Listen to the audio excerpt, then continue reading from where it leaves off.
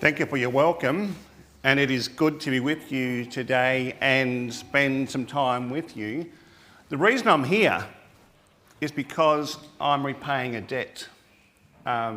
Yesterday we ran Intergenerate Australia at Hobart as one of the leg around Australia and New Zealand, as we've been running conferences on how to run and encourage intergenerational connections in your churches. And so we ran it here yesterday. I want to thank Rosny for letting us, trash in some ways your church with sawdust and all sorts of things that we did. But thank you to your church for hosting us, for helping us with the sound and technology and things that needed to happen in both venues in your church, and for using it yesterday. It was a very successful day. And so I said, well, I guess I could repay that debt by preaching. I said, by all means, come and preach somewhere. So Rosny is where I am today to sort of say thank you for letting Intergenerate Australia and New Zealand come and use your venue here. For those that don't know me, my name is Daron Pratt and I am a pastor. I'm based in Greater Sydney Conference, looking after the children and family ministries for the Greater Sydney Conference there. Having a great time travelling around churches and schools. That happened this year. Last year I was the chaplain at Wahroonga Adventist School, and with a Tasmanian, Andrew McCrosty, for those that know the McCrostys, down the other end of Tasmania. There's a lot of them. I was there last year and found McCrostys everywhere. They're all related in some ways, but yeah. Andrew and I were chaplain there together, and I've known Andrew for many, many years, so we sort of grew up together almost. So that's where I've been. Before that, I was in North New South Wales doing family and children's ministries there for 20 years. So children and family, I guess, are my passion, and that's, I guess, my sermon today will point out as well as we go through. So, and part of the debt, I then got asked, well, if you're here, and we know you twist balloons, I am also the balloon man, can you do the Pathfinder honour? So this afternoon I am also helping repay the debt with balloons and the balloon honour for Pathfinders. So looking forward to that as well. So if you want to do the Pathfinder honour, if you're not a Pathfinder but still want to do the honour, I guess you could turn up and I'll let you come and join us there as well. I've entitled our sermon today, Ancient Words for Modern Day Families. Here is my first ministry and my family, and if I get to heaven and my family aren't there, I'll see my entire ministry as a failure. So my daughter Madison is on the far right. She's my lovely daughter, and she graduated last year from nursing and is now a new grad at Sydney Adventist Hospital. As a nurse, she's just this morning come off 3 nights of night shift, so she's feeling really under the weather. Rang me today and said she just made it home driving after doing those. And those are nurses, you know what it's like to do night shift. And then there is my wife Lisa. She's a teacher in a state school in around here where we live in Cooranbong. And then my son Andrew, and he is a pastor. He's at Foresters Beach Church on the Central Coast and is getting ordained to ministry next week. So really proud of Andrew. And my newest daughter, Michaela Thompson, she's a pastor's daughter as well, and a teacher. And I need to update the photo, which I'll do next week when we do the ordination, but as of 5 weeks ago, last Thursday, I am now a grandfather. So I have a brand new grandson, Luca. And he is now my first ministry as well. And grandparents, those are the grandparents, you know that there's a whole new ball game. You get to do it all over again, but you get to send the child home when they smell a bit, or when they are a bit too noisy, or you can feed them lollies and then send them back to their parents as punishment, all those sorts of things. So, but no, we're loving having Luca in the family, and getting to know him as my grandson is pretty special as well. But yeah, these are my first ministry. So I guess my research, my Bible reading, my praying, the things I look at is to these people because I want to get to heaven and stand on the shores of the promised land with these. A few years ago now, actually quite a few years ago, this book came out. It's still available in your Christian bookstores, written by George Barna, a well-known researcher, a well-known visionary. He's got a research group where he still publishes relevant research. And he wrote this book, Transforming Children into Spiritual Champions. And it set the family ministries and children's ministries world alight. In the foreword to this book, he says that in all his ministry, he said, I didn't just miss the boat. He says, I missed an entire ocean. And he says, if I could go back and do my ministry again, he says, he's now sort of retired. He says, I would base my ministry around children and their families. I would prioritise everything we do to reach children and families everywhere.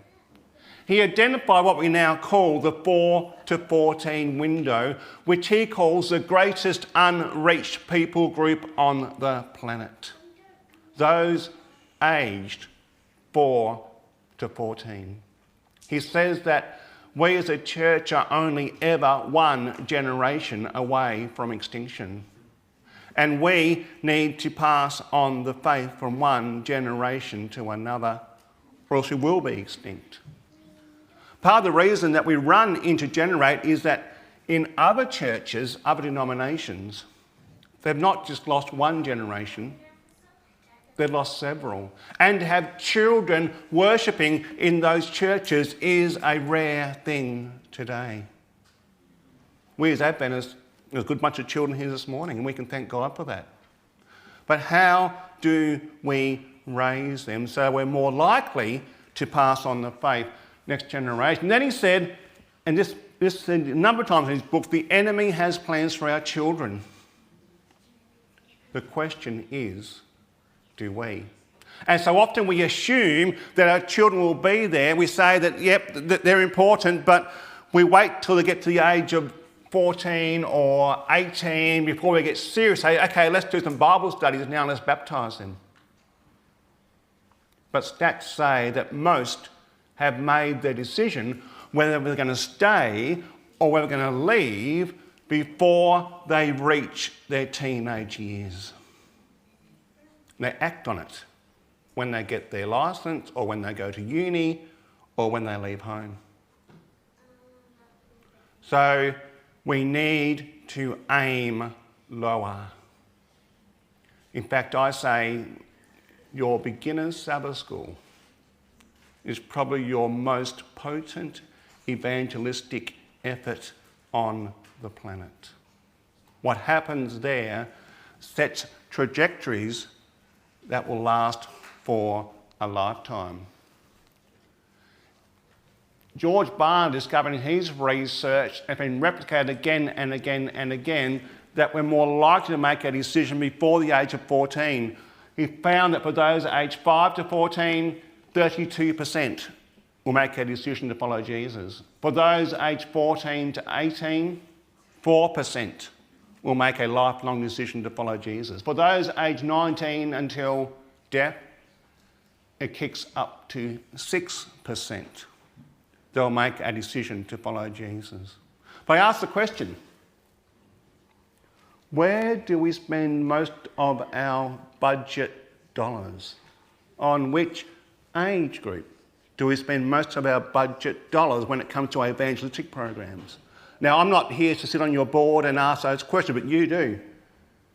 We need to rethink where we are investing our greatest resources. Josh McDowell said 20 years ago, the phrase was, if you don't reach a young person by 18, you probably won't reach them. Now, atheists and agnostics have the same access to your kids as you do. It is just one click away. The internet has levelled the playing field, and now he says if you don't reach a child by their 12th birthday, you won't reach them. The enemy has plans for our children.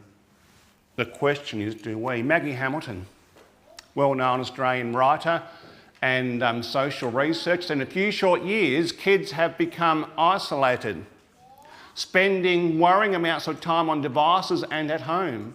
Too often they lack one-on-one attention and touch, creative and spontaneous real-life play. And they have little or no connection with nature. She says our children are losing connection to their family and cultural stories, drowned out by wall-to-wall entertainment and endless mind-numbing details of the vacuous lives of celebrities, leaving them with little to hold on to. This book, which is currently on our bookshelves by Johann Hari, Stolen Focus, says what we are seeing is the collective downgrading of humans currently and the upgrading of machines. And because of that, we are becoming less rational, less intelligent, less focused, and less content. The enemy has plans for our children and for us. The question is, do we?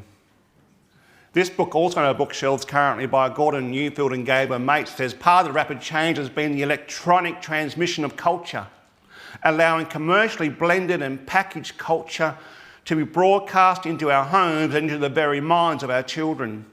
Instant culture has replaced what used to be passed down from custom and tradition and from one generation to another. They say there is now more change in a decade than previously in a century. When circumstances change more quickly than our culture can adapt to, customs and traditions disintegrate. It's not surprising that today's culture is failing its traditional function of supporting adult-child attachments. They invented the motor car, the Model T Ford I saw there, to make life easier, they said. No more 40-hour weeks, more time to spend with your family. And so now we just drive further. And we got busier. I remember the day when the World Book Encyclopedia arrived on our doorstep. This lady came and it was a veneer chipboard case, and she sat in our home and we unpacked all the World Book Encyclopedias for the top shelf and the childcraft, some of you are nodding, for the bottom shelf. And we now had 10-year-old information at our fingertips. I could now do my homework from my kitchen table, pulling out those encyclopedias for my research. A big day made life so much easier. Now the information highway means that anyone can Google what I'm saying right now to see if what Pastor Daron is preaching is correct. And you can challenge me on that. We have more information at our fingertips than ever before. They said the computer was going to make life easier. And I remember that. Born in 1968, that dates me. And I can remember going to Kmart and looking at the Commodore. The Commodore 64. It was the big world-changing moment. 64 kilobytes. It can't get much better than this. I remember playing Pac-Man on it, and you could actually type your essays into it and save it page after page and go back and do your corrections rather than using Typex. That dates me. Before that, you had to go and retype the whole page again when you made a mistake. I learnt typing at school because I said I would need it. And now the computer, what is here, is more powerful than what landed man on the moon. And we have it in our pocket And I asked Siri this morning to take me to Rosny's Seventh-day Adventist Church. And she faithfully did. And I got here. Siri is my right-hand assistant, or now AI is the next big thing. And you think that Siri was pretty good. Wait till AI grows up. AI, just a couple of months ago, we're told, has now got to the age of about 12, and I'm not sure if it's a boy or a girl, but AI is growing up. And she just learnt the periodic table off by heart and is now doing science at a university level and growing up fast. Even those that invented AI are not sure what they've unleashed on the world, for good or for not so good. Watch this space. The enemy has plans for our children. The question is, do we? So what is the road forward?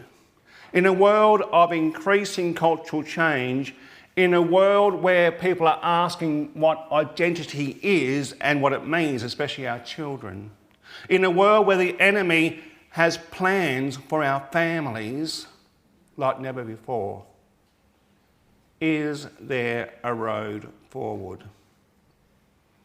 And that reminds me of a balloon. For those that know Pastor Daron, you know he's not just Pastor Daron, he is the balloon twisting Pastor Daron. And I asked who walked in, did you bring your balloons? Because they wanted some balloons in the sermon, so I haven't disappointed.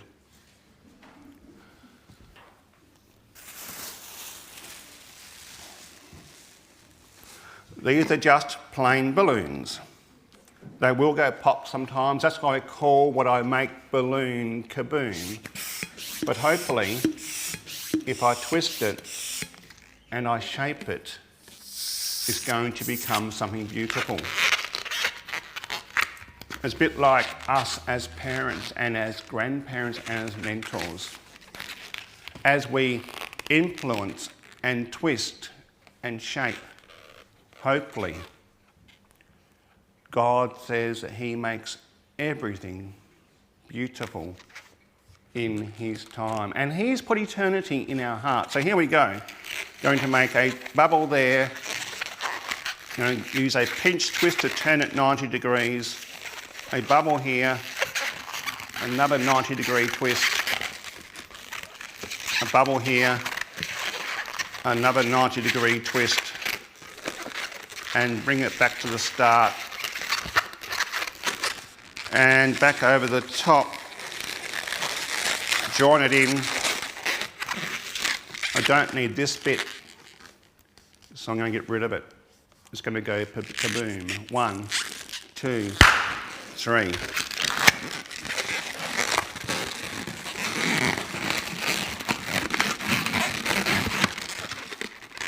And there it is. Looks a bit like a Nemo, but it's not. It's a work in progress. You know, we're all works in progress as God twists and shapes us into our amazing creation. Sometimes it even goes kaboom. But on those kaboom days, I remember that in Philippians, it says that he that began a good work in you will complete it. And so I've got to trust that he is taking us on a journey with our children, with our families, and he will complete it. Back through the middle, down to the other side. Tie that off. Get rid of this bit. 1, 2, 3. And tie it in. And there it is. It's part of a bigger picture. We're all parts of a bigger picture. And sometimes we can see part of God's picture and we think we know what needs to happen in that picture, Got to remember there is a greater bit going on behind the scenes that often we don't see, but God does, and God knows, and He knows that picture, and He reveals it to us. So sometimes when it comes to parenting, when it comes to families, we need to trust Him. A bit like this guy.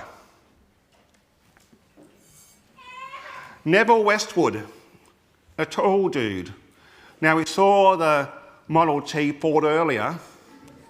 This one is a Citroen 5CV. And Neville purchased it second hand. It had 45,000 kilometres on the clock. And he purchased it and said he wanted a car, and this was his car. And the call went out from the church saying, we want someone to travel from Western Australia to Darwin to take God's word, to visit all the remote farms through there, and to take books and to take leaflets and pamphlets and go out there and see what's there. Only one problem. The Citroen 5CV is not built for Australian roads. In fact, there were no roads back then. There were cattle tracks, there were bush tracks, there was a bit of a way forward, but lots of desert, no garages, no, I don't know what they're called down here, but RACB, NRMA, what's it called down here? Yeah, yes. None of that. That gets you out when you have a problem and comes and bails you out. They had to take all they needed with them. And so these guys, Neville Westwood and his mate Davies, said, well, if you're going to go on an adventure, I'm coming too. So Westwood and his mate Davies hopped in the car in 1925, packed all they needed, a few spare tyres, and off they went. A few problems. Those tyres are made for roads, not made for desert, not made for rocks and sticks and thorns and the things that they found on the way. And their biggest problem was tyres. The story is told that they often had to stop and pull out the rubber and repatch the tyre along the road just to keep going. And they got desperate at times that they actually used cowhide at times to repair, or they stuffed grass into the rim just to get to the next station. So they could then use what he had, some rubber and some glue, the farmer, to keep the show on the road. Often they got bogged when it rained. Often they broke down. And there was many a time they had to leave the car in the middle of the desert and walk to the next station and go to the blacksmith shop and make the part, then walk back and fit it to keep the show on the road. The Aussie ideas of mateship, the Aussie idea of tying it up with wire to keep the show on the road comes from this story. But it's not finished yet. I need to give this balloon I'm making a front end. I'm going to attach the grill to the front end.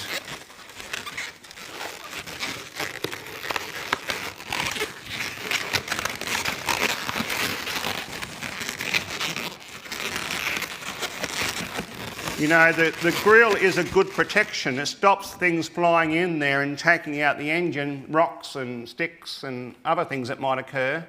So it's quite an important thing, and when you're out on the road sometimes it's great to have a grill on there sometimes and a bumper bar if you need it to bounce those kangaroos away, especially in Australia. They seem to want to run into you. And I'll tell lots of stories of driving through New South Wales and riding off cars with kangaroos and other things. In fact, at one time my president in North South Wales, Justin Lawman, said, if you want to destroy a car, just give it to Pastor Daron for a week and he'll write it off for you, because I would often come back on a Monday morning for worship and say, well, I flooded that one, it's gone. Or I had a kangaroo, 10-day-old Volkswagen, a kangaroo that bounced down every panel down one side and took it out. And then a few years later, went into the front bonnet and underneath the engine and rearranged it, and they didn't write it off. They took out everything in the front end, and they said, no, we can rebuild that. My Volkswagen was rebuilt at least 3 times. I just couldn't write that one off. But yeah, lots of stories of the front end protecting Pastor Daron as he went along the road. And these guys, Westwood and Davies, they couldn't rely on anyone else but themselves and the farms they visited to do what they needed to keep the show on the road. And they finally made it to Darwin. And when you get to Darwin, you can either turn around and go back home. But being young lads and a bit of adventure, let's just keep going. And so they got to Darwin, they got some more books and leaflets sent ahead of them, so they'll be at the towns they came to. They said, we're just going to keep driving and see where we ended up. And this is their journey.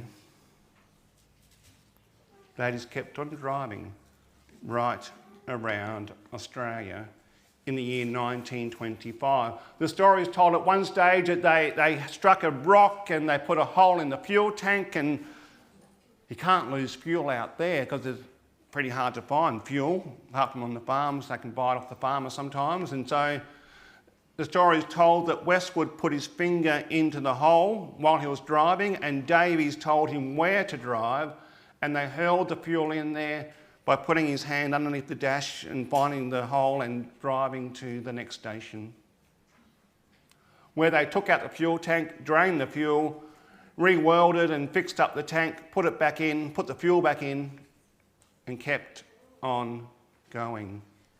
Never, ever, ever giving up. And that's like with these balloons. I need to keep going. Not only do we have a front end that says that God is before us and God is behind us, He is there for us, no matter what. Now I've got to work out, make sure it's the right way around, Pastor Daron. This way, I'm going to attach the back end to the front end. And again, I'm literally tying it up with a bit of balloon, or as Davies and Westwood did, tying it up with wire just to keep the show on the road. Uh-oh. It's gone wrong. What have I done? Do I give up? Do I run away and cry, boys and girls? Do I throw a tantrum and say it just can't happen? When things go wrong, and they do, don't ever give up. Ask the Master Twister Jesus to come in, to do the fix, to get things back on track. And He promises to do that and keep the show on the road. Davies and Westwood had to rely on their compass, had to rely on their maps, and that's all they had sometimes to find their way to the bush, to the next station, to the next town, to the next fuel that they needed to keep the show on the road. And they relied on their local RACV NRMA. This is the local village, carrying and pulling the car across the Fitzroy River. No bridges, but together, because it's such a small little 2-person car, literally picked it up and carried it across the river to help keep the show on the road. You know, God's given us a road map, ancient words that are still relevant to us as we journey with our family. If you want to take your Bibles and come with me to Deuteronomy, book of Deuteronomy chapter 6 verses 4 to 12, and here we find an ancient passage. It's actually a Shema passage, it's called, which every Jewish citizen says every night and every morning. And we find here that Moses and the people are on the shores of the promised land. The people are going in. Moses is not. And Moses is preaching his final sermon. And when you preach your final sermon at a church, when you move on to another place, it's pretty emotional. You want to make sure that you've left everything that you have with the people that God is wanting you to leave. You want to make sure that you give those last few words of advice and hope from the scriptures. And that's what Moses is doing right here. Deuteronomy literally means a repetition of the law. And this Shema passage starts in verse 4 where it says, "Hear, O Israel, the Lord our God, the Lord is one." Verse 5, "Love the Lord your God with all your heart, with all your soul, and with all your strength. These commandments that I give you today are to be upon your hearts. Impress them on your children. Talk about them when you sit at home, when you walk along the road, when you lie down, and when you get up. Tie them as symbols on your hands and bind them on your foreheads. Write them on the door frames of your houses and on your gates." Notice Moses doesn't say there, "Hear, O parents." So in case you're thinking, hang on, Pastor Daron, you're preaching a family sermon, you're preaching a children's sermon, but I'm a grandparent, or I'm single, or I've done my job. Well, hang on. Moses is speaking to the entire assembled congregation. "Hear, O Israel. Hear, O Rosny." And if you think you can't make a difference in the lives of these children, in the lives of these families, think again. The old saying, "It takes a village to raise a family," still applies today. It takes an intergenerational village. And the church is one of the few intergenerational villages left on the planet where people from all walks of life assemble regularly. So we have an advantage. In fact, mentoring, and I'd like to add the wheel of mentoring.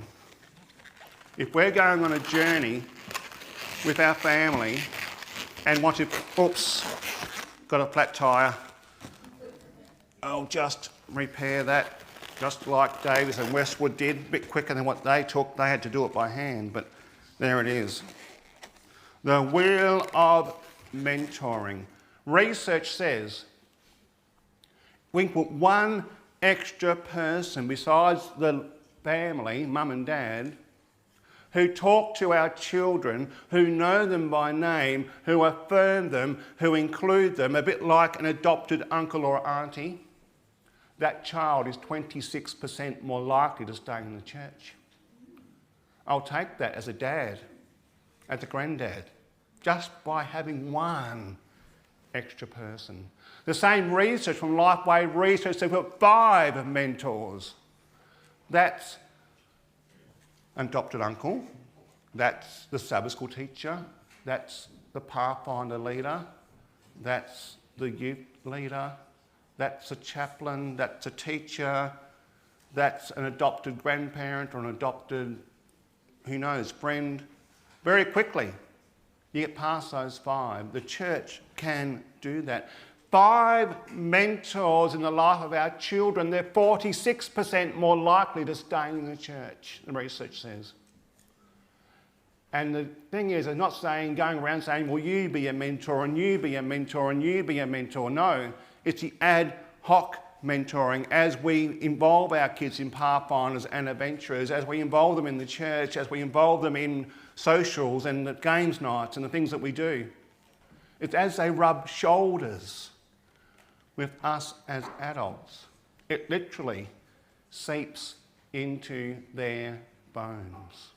It literally seeps into their bones. So the wheel of mentoring is something that I as a dad and now as a granddad can put into the life of my children and my grandchildren, and I have. But it goes on, talk about these things when you sit at home. Another wheel. And again, we'll put this one on the front end.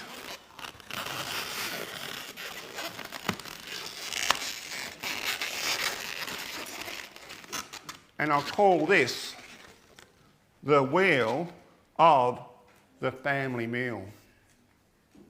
There's a lot of research around families that get the family together for a meal around about 4 or 5 times a week. And that's dusting off that dining table, which often now doesn't get used anymore, and sitting around. And here's the thing. You need to turn these things off. That includes you, Dad. We're the worst culprits. And turn the TV off and take the little white bud things out of your kids' ears, whatever they call them, and keep the meal technology free. And I can cook. I can boil some eggs. I can do the baked bean thing. I can actually cook more than that. I have a famous lasagna dish that I'm known for. Spinach and ricotta lasagna. It's my secret herbs and spices recipe that only I do. Lisa, you can't help me. I do that one. I can cook the meal. But the secret's not in the meal. The secret is in what happens around the table. The conversation, the bickering, the how did school go today? The stories from Grandma when she was young, or Grandpa. And I can tell those stories now as a grandpa. I'm looking forward to that. Or the, talking about values and faith and what's happening.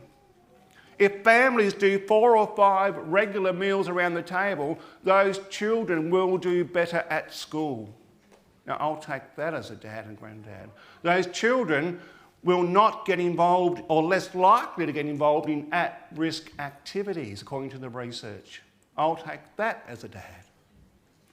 And they're more likely to adopt the values and the faith that the family holds on to. I'll take that as a dad. The power of when you sit at home. Next one. When you walk along the road.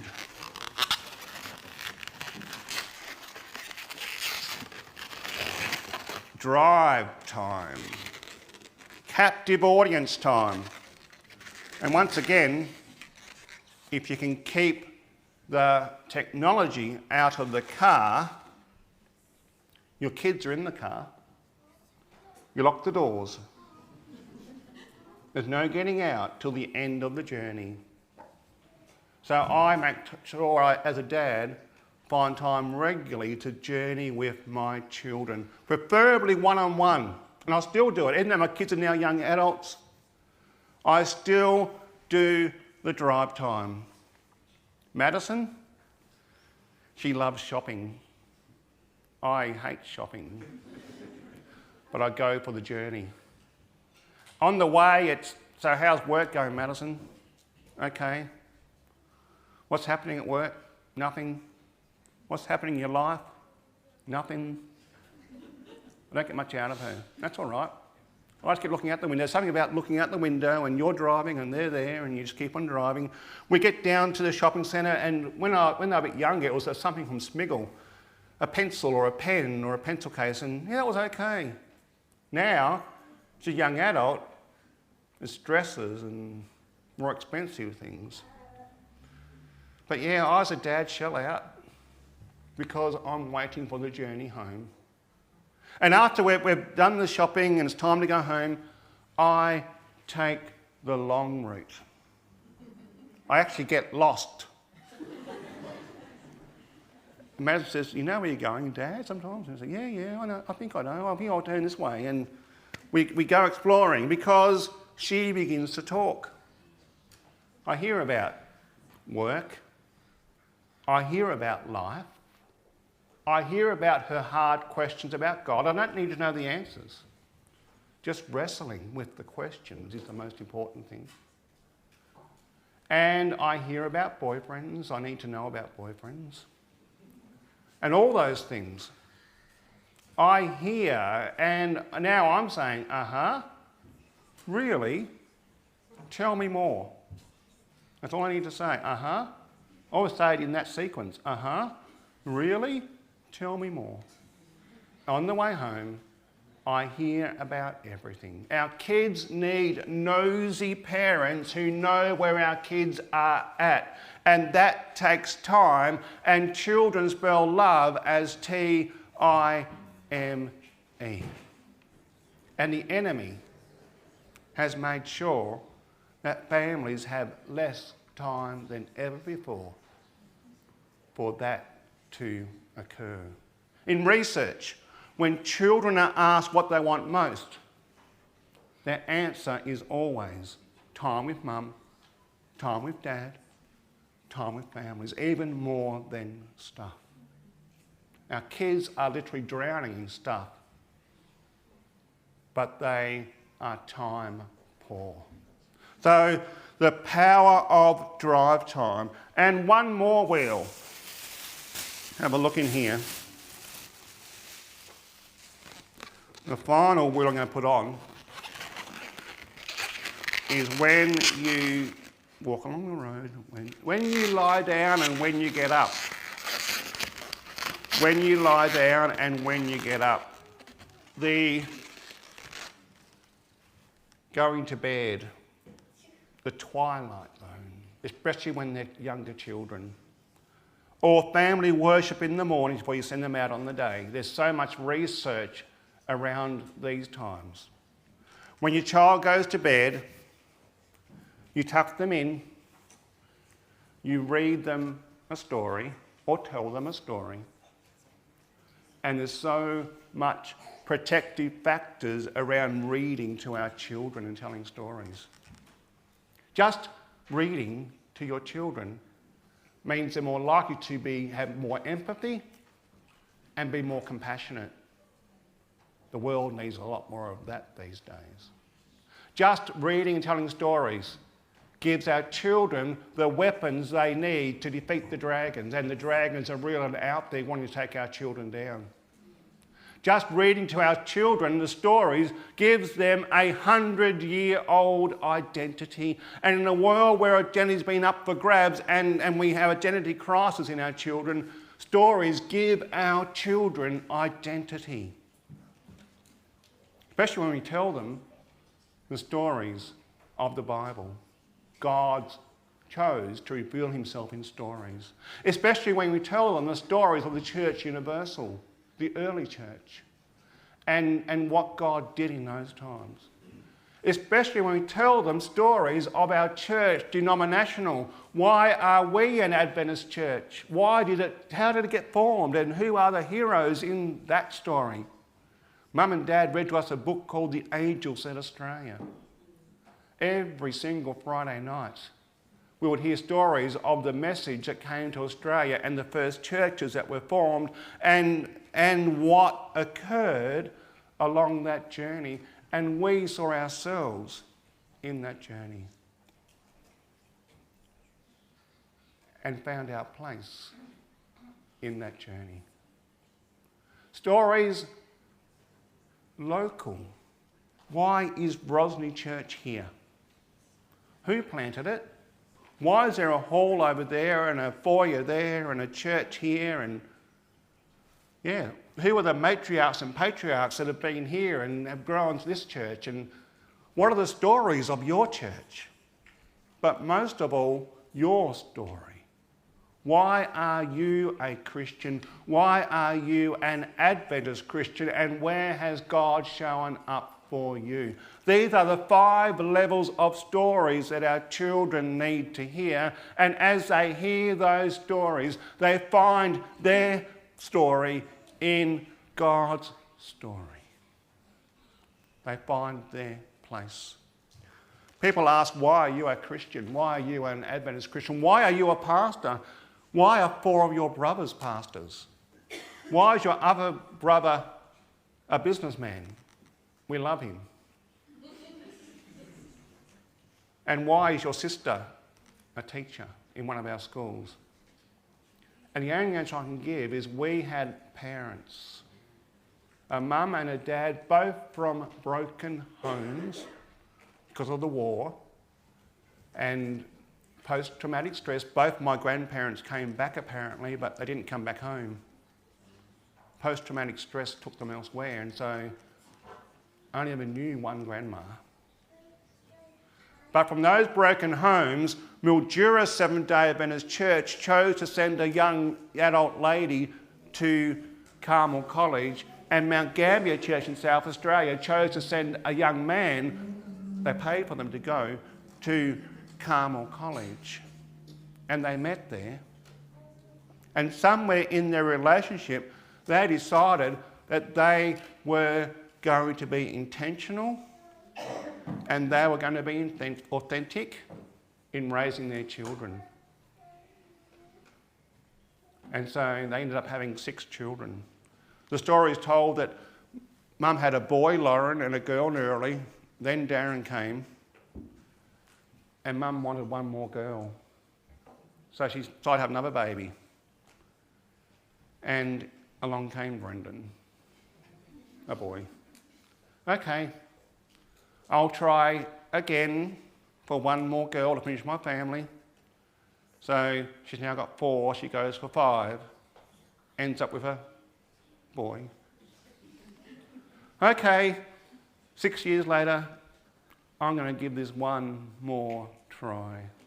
A girl to finish my family. And so she had Greg, a boy.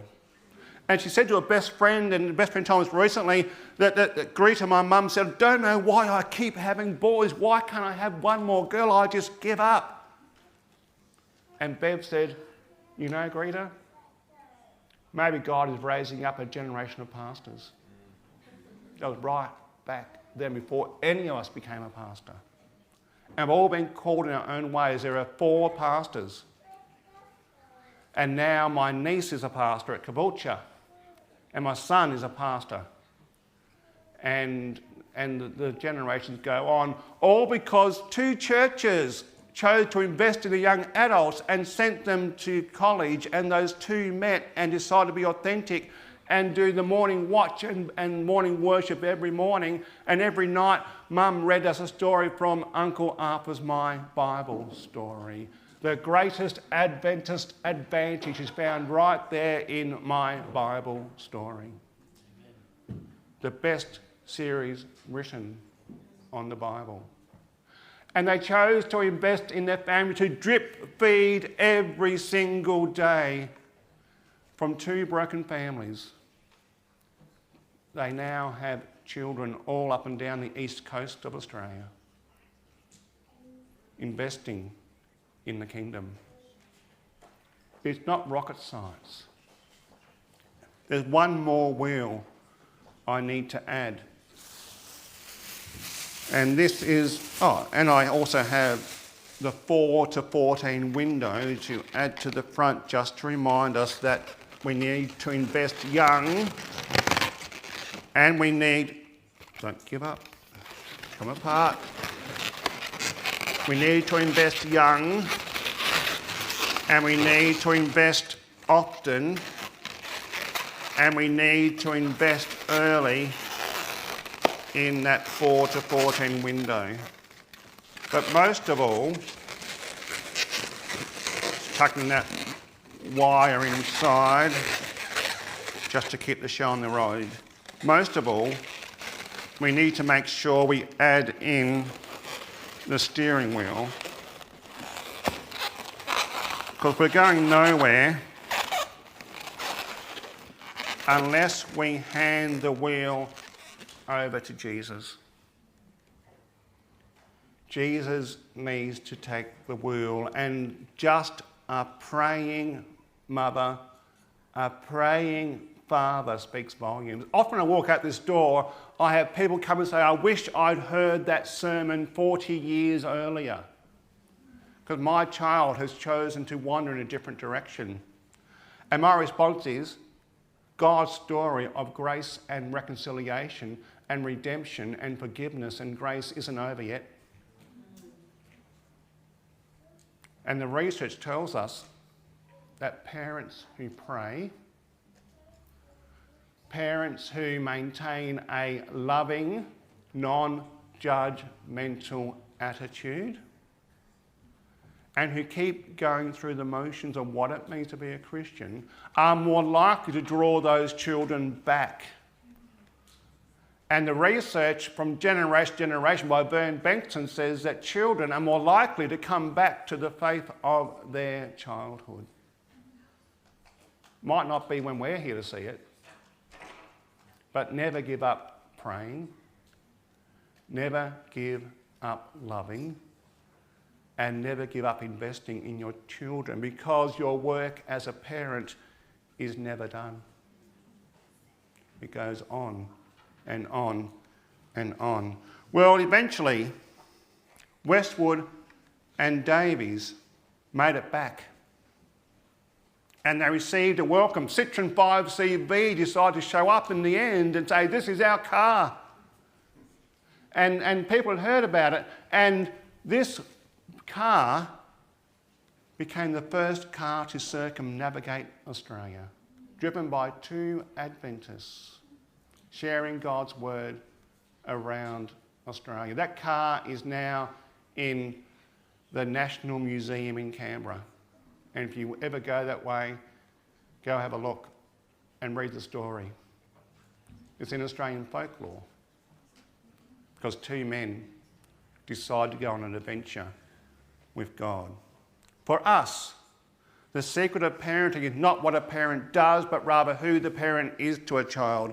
When a child seeks contact and closer with us, we become a comforter, a nurturer, a guide, a model, a teacher, and a coach. For a child will attach to us. We are her home base from which to venture into the world, her retreat to fall back to, her fountainhead of inspiration. And then this, which gives me hope. Some readers might be surprised to know that the single most causal influence on the religious life of teenagers and young adults is the religious life of their parents. Not their peers, not the media, not their youth group leaders or clergy, not their religious school teachers. Myriad studies show that beyond a doubt, the parents of youth play the leading role in shaping the character of their religious and spiritual lives, even well after they leave home and often for the rest of their lives. Furthermore, this parental influence has not declined in effectiveness since the 1970s. That's my life. I was born in 1968, and you look at all the changes that have happened and all the things that technology and media and things are throwing at us, but yet the influence of a parent investing in the life of their children has not declined in effectiveness. We can still make that difference. Maggie Dent said, my research showed almost 60% of men surveyed reported their mum was the most important person during their confusing teen years. And boy, could I talk about teens, but that's for another time. George Barner did a research into what makes for a spiritually vibrant household. Homes that have vibrant faith are more likely to pass on faith to the next generation and promote a faith that's resilient over time. I want to know this. It's not a high bar. This is what he found. Spiritual practices defined as praying every day or two and reading the Bible at least weekly together. I can do it more than that. Spiritual conversation defined as talking about God and faith at least weekly together. I can do that at least 3 or 4 times a week. Hospitality in a post-COVID world defined as welcoming non-family guests regularly. That's what they said makes a spiritually vibrant household that passes on resilient faith. I can do that as a dad. It's not hard to do. They're nothing less. Similar research from another research body. What were the factors common to homes that kept their children in church beyond the age of 20? I want to know this. reading the Bible several times a week, taking part in a service project or mission trip as a family, encouraging teenagers to serve in church like I saw this morning, asking forgiveness when they messed up as parents. I can have the audacity and the fortitude to do that. Encouraging their children's unique talents and interests, taking annual family vacations. I can do that. Attending church with teaching that emphasise what the Bible says. Sounds like an Adventist church, but it's not. Teaching the children to tithe. Sounds again like an Adventist church. I remember as a kid, I would sell asparagus and radishes and parsley for investment. And Mum and Dad would make sure I worked out what the tithe was, and I put my 20 cents into the tithe envelope.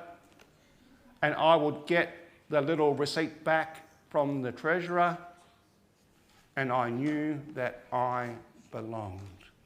I was contributing to the worldwide church of God. A simple practice of teaching your kids to tithe passes on resilient faith that keeps our kids here beyond their 20s. I can do all of those, or I can do just a few of those, and know that I'm passing on the faith to the next generation. And in case you're wondering what Ellen White said, it's like all the research that I've done and reading, you come back to read Ellen White and it's like you've come back and she's already said it. She said, children of 8, 10 or 12 years are old enough to be addressed on the subject of personal religion. Do not teach your children with reference to some future period when they shall be old enough to repent and believe the truth. If properly instructed, very young children may have correct views of their state as sinners and of the way of salvation through Christ. The 4 to 14 window was identified by Ellen White all those years ago, and research is only just now catching up with what she said. Why is this important? Malachi tells us why. The very last few words in the Old Testament says, remember the law of my servant Moses. Your mind goes back to Exodus, the 10 Commandments, and to Deuteronomy, and that Shema passage that we just read. The decrees and laws I gave him at Horeb and for all Israel. See, I will send you the prophet Elijah before the great and dreadful day of the Lord comes, full stop. And often we, the church, preach a sermon around that. And I've grown up in the church and I've heard preachers pound the pulpit talk about the fact that we have been raised up in the spirit of Elijah, that we have a message of hope to take to a dying world, that in our birth notice is the 3 angels' messages in Revelation, and that we have the Elijah message. Do you believe that? I believe that. That's why I'm a pastor. That's why I go and travel from church to church and preach and twist balloons, because I believe in this message. But often we preach a sermon around the fact that we have been raised up with the message of Elijah, but we don't finish the passage. Whatever the Elijah message is, we know that. Whatever it's about, we know that. And we as Adventists believe that this is why we exist. This is why we were formed. But we don't read this bit often. He will turn the hearts of the parents to their children, and the hearts of the children to their parents. Or else I will come and strike the land with total destruction. Full stop. End of the Old Testament. Whatever the message is, and we know that, whatever the message does, and we know that, it starts with our hearts. It starts with my heart turned to my wife Lisa, and vice versa, strong marriages. It starts with my heart turned to my son Andrew and my daughter Madison, and vice versa, strong homes, strong families. This message turns hearts. It starts with my heart turned to my little grandson, Luca. And even though he can't even talk yet, I can read him stories. I can sing him songs. I can rock him to sleep. and tell him how much God loves him. The heart of a granddad turned to a grandson, and vice versa. The message is a message about our homes and our families, where the little church is, that then comes and celebrates on Sabbath at the big church. That's the message. And I think that is more relevant today than ever. Raising a generation of spiritual champions. The world needs Daniels. The world needs Josephs. The world needs Esthers. The world needs little maids now more than ever. And together we can be the church as we stand on the shores of our promised land that raise a generation of spiritual champions. That's my challenge for Rosny, to be known as that church.